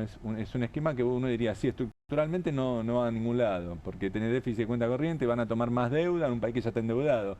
O sea, a mediano o largo plazo esto no funciona. Pero en el corto, si te financian, si aparecen los que ponen la plata y seguís avanzando, ¿no? Y eso es lo que le importa a un gobierno, el día a día, la coyuntura. Claro. Andrés, te hago una pregunta. Antes de la elección del domingo pasado, la gran pregunta que aparecía es qué pasaba si perdían, ¿no? Si todo explotaba. De hecho, apareció este concepto del miedo Cuca como la posibilidad de explicar el triunfo del gobierno, pero lo que pasó fue todo lo contrario y la pregunta que tengo para hacerte es si realmente, ¿qué pasa con este triunfo? ¿Este triunfo le garantiza al gobierno de Milei que ese apoyo que pareciera incondicional vaya a ser sostenible para seguir con este esquema de parches mientras no se trabaje en un desarrollo más profundo? Sí, yo tengo la hipótesis que más que riesgo Cuca, había un riesgo de un gobierno sin poder, con 2 años por delante. Que sea un gobierno de derecha, sea un gobierno de izquierda, un gobierno sin poder no es bueno para la economía. O sea, para la estabilidad económica, para la sostenibilidad económica. Entonces me parece que había un riesgo de que le dicen, che, le pican el boleto ahora, le quedan 2 años, le cortan el financiamiento a los norteamericanos y esto va a explotar, va a ser un quilombo. Entonces yo le diría más el riesgo Pato Rengo, el riesgo de debilitamiento del gobierno que riesgo Cuca, ¿no? Como lo quieren poner. Ahora no garantiza ninguna solución, sí le da más chances de plantear algún resultado negociable. ¿Cuál es la papa grande que hay que definir hacia adelante? Hay 2 cuestiones. Una más coyuntural es, ¿qué le va a pedir el gobierno norteamericano y el FMI? ¿Le va a pedir que devalúe o no? Digamos, ¿le va a dejar sostener esta política cambiaria o le va a decir, miren muchachos, nosotros los bancamos antes de las elecciones, ahora ya pasaron las elecciones, suban el dólar, peguen una devaluación, no sé, 15, 20%, corrijan un poco y con eso traten de ordenar un poco las cuentas externas, porque no puede ser que nos están pidiendo plata y encima siguen teniendo turismo en el exterior, se van todo para afuera, digamos. ¿Cómo es? La ponemos nosotros. Se están gastando nuestros dólares. Se están gastando la nuestra. Entonces, que le digan, muchachos, bueno, los bancamos en las elecciones, ahora es momento de reequilibrar. Ese sería el primer debate que creo que se va a venir de acá a diciembre. Si suben o no el dólar y hasta dónde se reacomoda la política cambiaria, que imagino que se está negociando con Estados Unidos y el FMI, con Bessent y el Fondo Monetario. Y la segunda es qué pasa a partir ya del verano, que empiezan a caer los vencimientos de deuda y esto tendría un impacto muy grande en las reservas. Entonces, ¿qué tipo de acuerdo se llega? Se habla de que la van a poner los bancos privados con una garantía del Tesoro norteamericano. ¿Cómo se evita que la Argentina no caiga en default, digamos? O si este entusiasmo, esta recuperación de los bonos argentinos sigue adelante, baja el riesgo país y puede Argentina volver a colocar deuda que no puede desde febrero de 2018, la última colocación que hizo Caputo cuando era funcionario de Macri, que colocó 9.000 millones de dólares creo en febrero de 2018 y los bancos le dijeron basta. hasta acá, porque en 2 años Argentina había sido récord de colocaciones a nivel de todos los mercados globales, de colocación de bonos, endeudaron tanto que le dijeron basta. Bueno, ese es el otro debate que se viene ya madurando de cómo se van a afrontar los pagos de la deuda del año que viene. Lo que se rumorea hasta ahora es que sería un préstamo de bancos privados con apoyo norteamericano, que eso permitiría cubrir ciertos pagos, adelantar recomprando bonos, y eso fortalecería la posición de Argentina para que baje todavía más el riesgo país y empiecen algunas colocaciones. Futurismo, ¿tá? Porque de acá a diciembre tenemos otra cuestión, que no es el dólar específicamente, no es la deuda, que es la mesa de los argentinos en un mes caliente de diciembre con una economía que todavía no despega, ¿está bien? Que sigue estancada hace meses en un nivel de deterioro de muchos ingresos reales muy fuerte. Triunfar en una elección no significa que tenés el camino allanado y que están todos festejando y diciendo qué bueno tu gobierno, ¿no? Fue una decisión, pero no implica que la sociedad no esté atravesando situaciones críticas, y diciembre es un mes difícil. ¿Pensás que puede ser un diciembre complicado para el gobierno? Obviamente mucho menos de lo que le hubiera sido si perdía la elección, pero digo que no es fácil. Se te va a juntar las presiones sobre el dólar por el turismo, porque se cobran los aguinaldos, pum, se va a cobrar el dólar, con una situación social que hay un tercio de la población que la ve pasar. Digamos, que viene ajustado, que perdieron, son jubilados, son estatales, son algunos informales que perdieron ingresos, no recuperan y siguen en el fondo del tarro, por más que a Milei le haya ido bien en las elecciones, y son sectores que no es lo mismo los votos que la calle, ¿no? Entonces hay que ver. ¿Y cómo ves el control de la inflación de parte del gobierno? Mira, lo que estamos viendo nosotros es que, si bien hace un año que la inflación está estancada, digamos que no baja, tampoco sube, pese a que en los últimos 3-4 meses el dólar sí subió algo, un 10-15%, y la inflación se mantuvo por debajo. Es una novedad respecto a la etapa pre-Milei, donde ni bien subía el dólar un 10%, los precios subían 15% y una semana antes que el dólar, digamos, se anticipaba. Había aumentos preventivos. Preventivos, ¿no? Claro. El aumento preventivo. Ahora nosotros tenemos que ha habido meses con aumento del 8-10% del dólar y la inflación 2-3%, lo que implica una novedad, ¿no? Entonces ahí se abre una ventana de ir subiendo el dólar de a poco, un poco menos que los precios, que la inflación no se desbande, y acomodar algunas variables económicas conteniendo la inflación. Lo cierto es que ahora se viene el aumento de la luz, el gas, digamos, hay aumento de tarifa 3,8 programado para el mes para este mes. Vamos a ver, digamos. Lo que sí, bueno, la estabilidad del dólar postelectoral por lo menos evitó que muchos sectores que habían dicho, bueno, no te vendo hasta después de las elecciones, puedan restablecer la cadena de ventas sin aumento. Esta no la esperaba nadie, ¿no? Digo, esta estabilidad del dólar esta semana. Digo, no, nadie decía la semana pasada... Porque nadie esperaba un resultado tan contundente que respalde de esta manera al gobierno, ¿no? Claro. Igualmente, los movimientos que vimos ahora son especulativos, ¿no? Este boom de las acciones, este incremento en el valor de los bonos. Muchachos, hay que esperar que el agua pase, porque muchos de los que levantaron la plata ahora venden y compran dólares para asegurarse esa rentabilidad. Hay precios de niveles de acciones que están a valores muy altos. Entonces, también se puede desatar cierta toma de ganancia de muchos actores y que este boom no siga en una euforia para adelante, ¿no? Entonces, con tranquilidad. Y entiendo que también mañana debemos ver cómo amanece la Argentina con estos cambios de gabinete tan repentinos y ver cómo esto también impacta en los vínculos con Estados Unidos, que entiendo que no debería generar ningún ruido porque básicamente los cambios tienen que ver con profundizar eso, ¿no? Hoy hablábamos un poco de esta necesidad o de este pedido de ampliar esa base de sustentación, pero con las designaciones no pareciera que está yendo por ese lado el gobierno de Milei, ¿no? Suena Santiago Caputo. Claramente la ampliación de la gobernabilidad viene por el lado de la foto con los gobernadores y no por abrir el gobierno a una coalición. Digamos, se fortaleció el núcleo duro de Milei y van a encarar desde esa, digamos, esa política propia, porque ya no van a hacerle una alianza y darle poder a Mauricio Macri, porque la política lo descartó, digamos. El resultado electoral lo descartó. Entonces ahora lo que van a hacer es, con este núcleo duro, abrir tal vez una política de alianza más amplia con sectores gobernadores y, bueno, esta idea de el Pacto de Mayo, digamos, ¿no? Reabrir esa estrategia. Andrés, te hago una pregunta, ¿puedo? Última, porque se nos acaba el tiempo, por favor. Rapidísimo. Sí. Modelo insustentable, dice el informe de ustedes de octubre. Este diálogo con los gobernadores y asomó este concepto de economías regionales, al fin, ¿crees que va a generar algo positivo en términos de dólares genuinos? No. Y todo por la galería.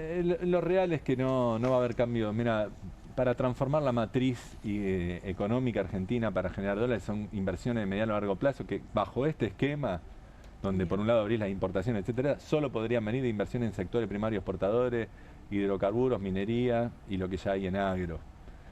Y eso estamos hablando de plazos muy largos, incluso freno de obras públicas, cuestiones internacionales que tienen que ver con una política de Donald Trump de favorecer los hidrocarburos baratos en contra de la transición energética, todo eso juega en contra. Entonces, no hay una transformación estructural. Lo que estamos viendo es si un modelo que es estructuralmente insustentable tiene o no que le dan a través de los mercados financieros una sobrevida de un tiempo determinado. Pero no hay más que eso. Respirador. Gracias, Andrés, por haber venido y que tengas un muy buen fin de semana. Igualmente. Antes de despedirnos, tiene algo para contarnos Nahuel. Tiene un libro allí y es el libro que está presentando y el lunes hay presentación. Así es, presentamos este libro Planificación o Dependencia, el desarrollo nacional de la calle al Palacio.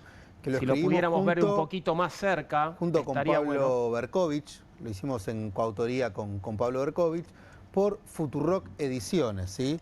Justamente el libro trabaja algunas cuestiones de recuperar la historia de planificación que tuvo nuestro país, de los planes quinquenales de Perón hasta los planes que han armado los movimientos sociales, por ejemplo, para urbanizar los barrios, y a partir de esa historia poder pensar una hoja de ruta alternativa al modelo actual. Salir un poco de la denuncia hacia las derechas, de quedarse solo en el diagnóstico y pensar cuál puede ser la hoja de ruta, cómo puede ser una reforma laboral popular de este lado, por ejemplo.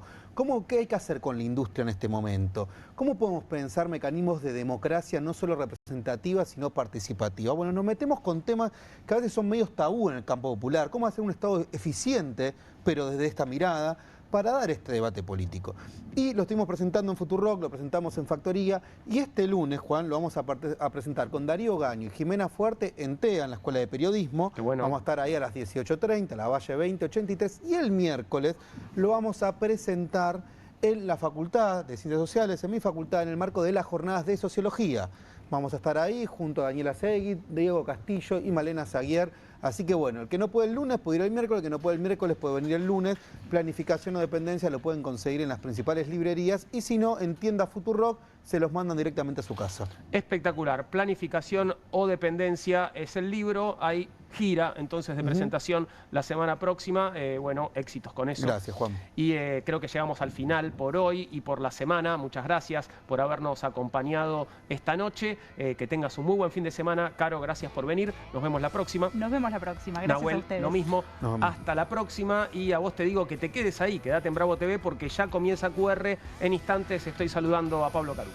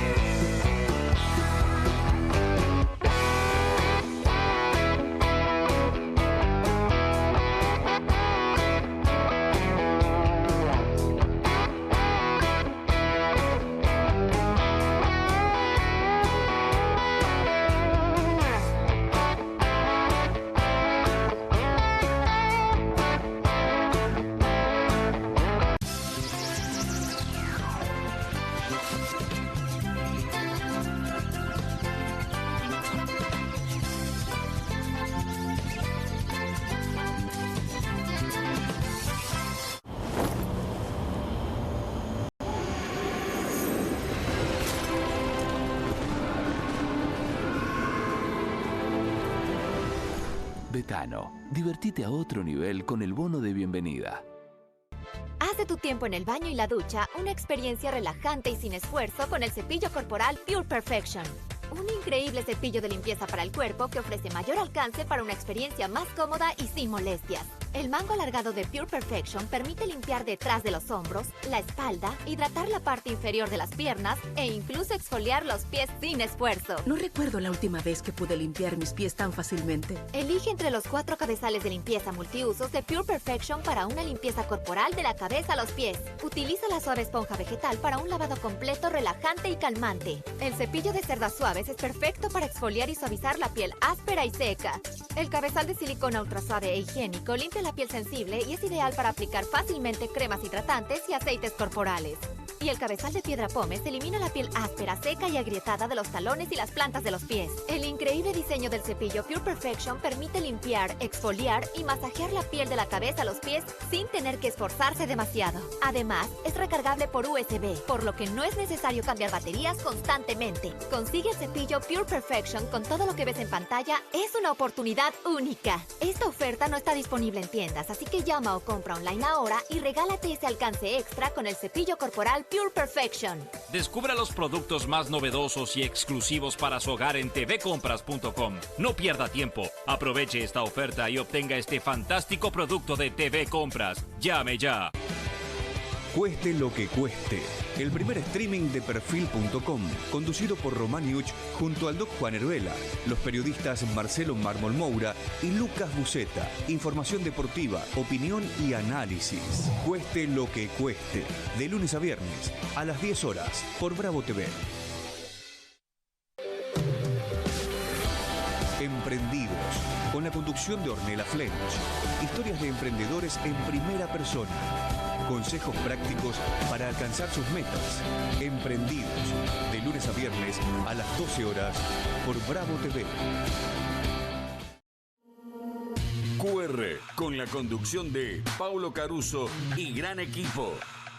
La síntesis del día para un público que valora el periodismo crítico. QR, de lunes a viernes a las 22 por Bravo TV.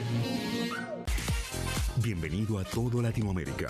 Caras TV llegó a DirecTV, el canal de las celebridades. Entretenimiento exclusivo las 24 horas del día. Más Caras, con la conducción de Héctor Maugeri. Red Carpet, Caras News, Caras Realeza, Caras Fashion, Caras TV. Llegó a DirecTV. Contenidos exclusivos para toda Latinoamérica.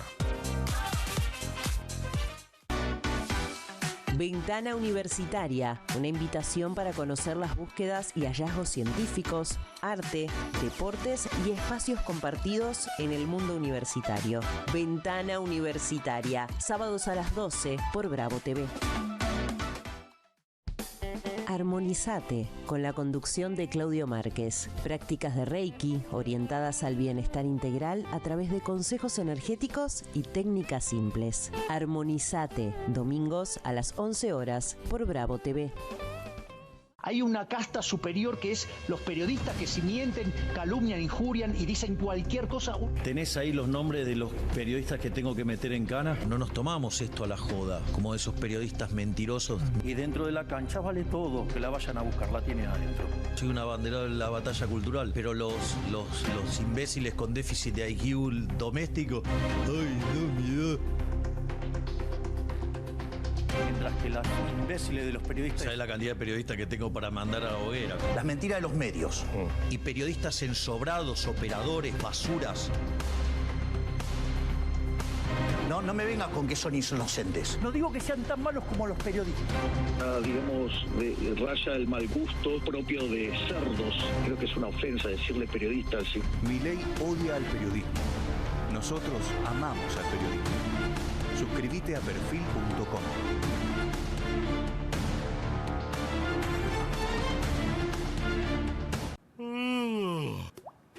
Arriba que llegan tarde. ¿Hey? ¿Aburrido de la rutina? Con el Deco 4K de Telecentro, con tecnología Android TV, tenés HBO Max, Universal Plus, Disney Plus y mucho más en tu tele de siempre. Decile hola a todo el entretenimiento a este precio increíble. Telecentro, conectando con vos.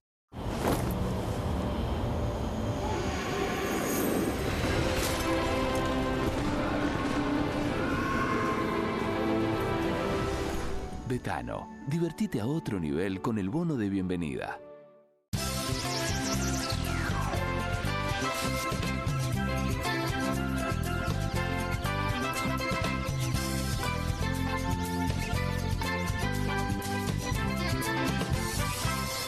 Aquí finaliza el horario de protección al menor.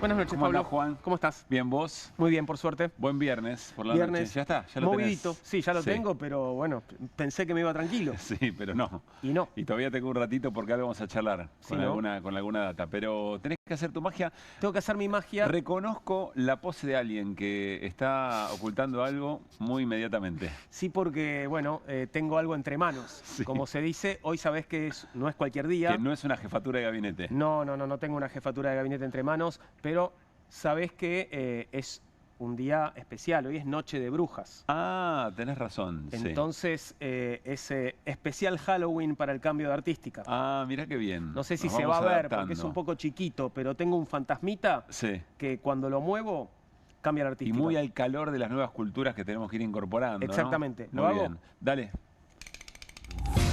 Extraordinario. Yo estoy Una sorprendido. maravilla. ¿Viste lo que es? Me sorprendés noche a noche. Yo Juan. también me sorprendo a mí Sí. mismo porque, ¿viste? Por razones obvias. Sí, claro. Lo devuelvo y estoy con Sí. vos. Sí. Bueno, sobre todo porque, claro, hace bastantes viernes, muchos viernes, que venimos diciendo no hay viernes en la Argentina. ¿no? Tal cual. Me Suceden- acordaba de vos en este sentido. pasan Sí. un montón de cosas todo el tiempo. Hay veces, Juan, que los gobiernos eligen los viernes para dar alguna información porque el fin de semana quizá Los mercados. no rebota claro. los mercados, hay más tiempo para procesarlo, etcétera, etcétera. Sufrimos los periodistas porque hay que laburar todo el fin de semana. Me da la sensación que esta no es una oportunidad de esas características. ¿Vos decís que no eligió el momento el gobierno, sino que lo eligió Francos? Claro, me parece que no Ok. es una decisión del presidente Javier Milei. ¿Vos pensás que él- Resumimos un poco, renunció el jefe de gabinete Guillermo Francos y detrás suyo renunció el ministro del Interior que había asumido hace poco con... Que era su pollo. Que era su pollo, Lisandro Catalán. Mientras Javier Milei estaba en la Quinta de Olivos, cenando con Mauricio Macri. ¿Ya estaban cenando? Correcto. Temprano cenan. Bueno, está Como, bien. como en Estados Unidos. Viste que Macri cierra a las 7, ya Claro. estaba trasnochando. Pero mirá qué interesante, vamos a compartir y charlamos un poquito y agregamos algo de información. Creo que dice bastante el tuit de Guillermo Franco, el posteo de Guillermo Franco a través del cual presenta su renuncia. Sí. Porque dice... El primer párrafo, sobre todo, es como el que es picantito, ¿no? Es picante porque dice, señor presidente, dice, ante los persistentes trascendidos sobre modificaciones en el gabinete, es decir, no es le dejo el lugar porque usted toma una decisión o no, ni siquiera lo anuncia la oficina del presidente. Es Franco que lee la escena, algo que evidentemente no le gusta, ahora vamos a hablar de qué es. Me dirijo a usted con el objeto de presentarle mi renuncia al cargo de jefe de gabinete, etcétera, etcétera. Para que pueda afrontar sin condicionamientos Sí. la etapa de gobierno que se inicia, bla, bla, bla. Es cierto, Sí. eso también es importante. Y después mira este párrafo. Por extraña coincidencia, mi primer acto como ministro de Interior y mi último como jefe de gabinete fueron reunir a los gobernadores de las provincias con el Poder Ejecutivo con el objeto de encontrar mecanismos de diálogo, generación de consensos imprescindibles para avanzar en reformas estructurales que la Argentina necesita. Es decir, lo que dice Franco es, yo siempre fui el que en este grupo se ocupó de construir los puentes. Soy el hombre del diálogo en este gobierno. Claro, de hecho, ¿cuántas veces me hicieron quedar mal ofreciendo cosas o generando reuniones con gobernadores y después finalmente aparecía el ministro de Economía y decía que eso no estaba, o el propio presidente Javier Milei. Es decir, Santiago Caputo hacía que cambiaran las cosas. Entonces acá hay, en primer lugar, una molestia, algo sobre lo que Francos no estaba conforme. Hay una información que dice que lo que rebalsó el vaso, siempre hay una gota, Juan, que rebalsa el vaso y nunca se sabe qué hora llega, es que no fue invitado a la cena con Mauricio Macri. Me lo contaban hace un rato, esto que se sabía de antemano, Caro Atencio me lo decía hace un ratito, que se sabía de antemano que iba a estar Karina en esa comida. Que estaba en duda originalmente, en principio era mano a mano, después estuvo Karina Milei. Pero no Francos. Así o sea, ya de antemano se sabía esto, se enteró Francos y dijo, no voy a estar. Exactamente. Dame el teléfono que tuiteo. Claro, algo por el estilo. Pero marca varias cosas. En principio marca que, si bien el gobierno gana la elección, y en la planificación que desde Estados Unidos le dicen, che, construí gobernabilidad, etcétera, etcétera, da la sensación que el presidente no tiene control de esa renovación de gabinete o ese diseño, ese nuevo diseño político, que tiene una interna muy fuerte, porque si es Manuel Adorni, que hasta hace poco era vocero, el que va a ser jefe de gabinete, Adorni es pieza de Karina Milei. Claro. Entonces, ¿cómo...? Confirmado por presidencia esto, con un comunicado. Ya está confirmado. Sí, está confirmado. Claro. Ahí está el comunicado y lo estamos compartiendo en este momento. A ver si lo podemos leer aquí en la pantalla. Bueno, Ciudad de Buenos Aires, oficial del presidente informa. El último párrafo es el que confirma a Manuel Adorni. Que le aceptó la renuncia a Francos. Claro, en este párrafo habla de la obra de Francos al frente del ministerio. Gracias, y ahí tenés... por todo. En su reemplazo, el nuevo jefe de gabinete de ministros será a partir del lunes Manuel Adorni, cambio que responde al resultado de las elecciones, la necesidad de renovar el diálogo político y segunda etapa que comienza el 10 de diciembre enfocada en reformas estructurales que el país necesita. ¿Vos ves a Manuel Adorni como un especialista en el diálogo político o alguien que puede, digamos, funcionar en ese rol? La jefatura de gabinete realmente es un cargo ejecutivo, o sea, tenés que...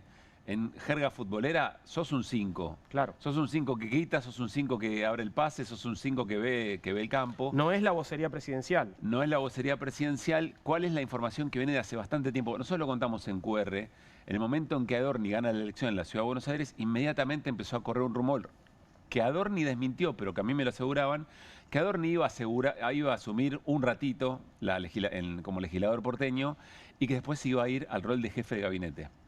Y que en ese rol de jefe de gabinete iba a seguir siendo el vocero. ¿Vos te acordás que un montón de jefes de gabinete de otros gobiernos eran efectivamente los voceros? Efectivamente. Con lo cual es muy probable que Adorni siga ocupando ese rol. Y atención, porque da la sensación que no es el último movimiento.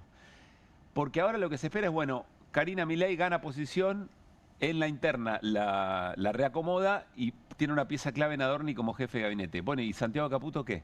Claro. Y aparentemente lo que la información que circula en Casa Rosada, ahora vamos a tener una mesa de periodistas especializados en ese tema, es que ahí habría alguien, sí Santiago Caputo o alguien más, veremos, que asume, no sé si el Ministerio de Interior, pero un rol dentro de esa estructura en la que se va a ocupar, sí, de negociaciones más concretas con gobernadores, obra pública, giro de fondo, etcétera, etcétera. Ese operador en las sombras que venía haciendo Santiago Caputo quizá lo hace ahora poniendo la firma, que es algo que le reclamaba también el propio, ¿te acordás? Claro. El propio Francos. El propio Francos, claro. Ahora, Macri fue a comer milanesas y se encontró con este espectáculo de cómo el gobierno cambia delante suyo sin que le den nada, en principio. Eso es muy tentador pensar que... Porque tenés de vuelta el tuit de Guillermo Franco, si podés. Ahora vamos al de Adorni recién, pero quiero ver la hora del tuit de Francos. Para pensar en qué momento, si en la picada previa, el tuit de Franco decía, a ver, ¿dónde está la hora? 9:11 de la noche. Estaban como en medio del asunto, digamos, sí. ¿no?